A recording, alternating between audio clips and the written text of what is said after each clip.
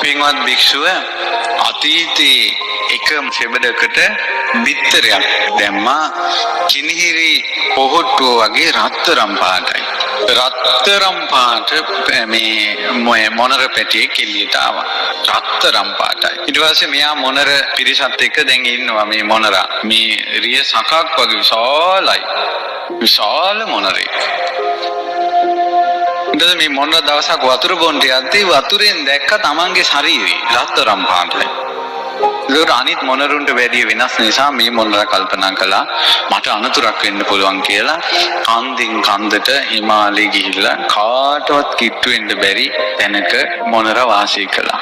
ඒ මොනරා උදේ පාන්දරම කන්ද මුදුනට එනවා ගල් පර්වතයේ මුදුනට.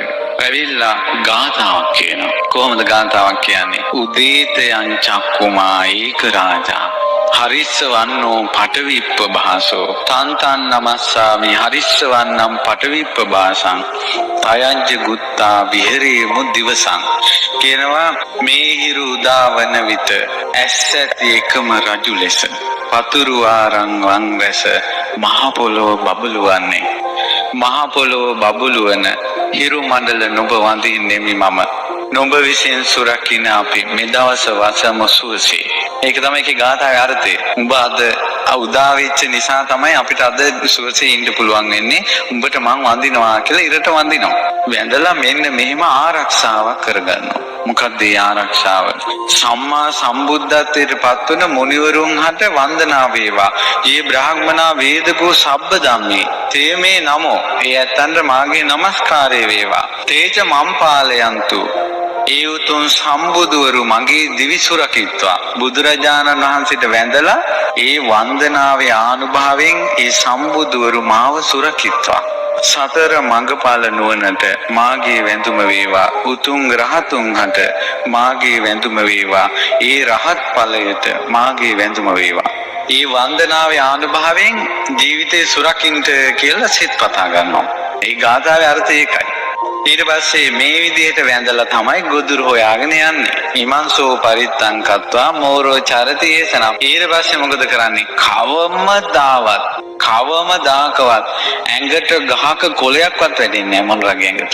දැන් ඊට පස්සේ ඔන්න දැන් හවස එනවා. හවස ඇවිල්ලා ඉර දැන් බැහැගෙන යනවා. බැහැගෙන යන ඉරට වඳිනවා. කොහොමද වඳින්නේ?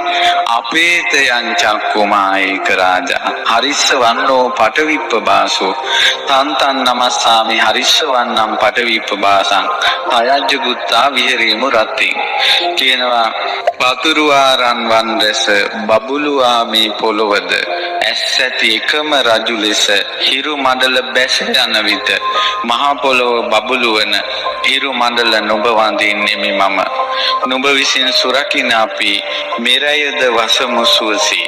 මේ විදිහට පිරිත් කරලා තමයි මෙයා වාසය කරන්නේ.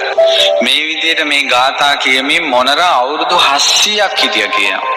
ඒ 700 මොනරාට බයක් ඇති ගැනීමක් ලොමු දැහ ගැනීමක් කවදාවත් ඇති වෙලා නැහැ මේ ගාථාවේ බලයට. බරණැස් නුවර රජුරුවන්ගේ බිසෝන බුදුරජාණන් වහන්සේ මේ මෝර පිරිතට තමයි වදාළේ බ්‍රහ්ම මන්ත්‍රය කියලා.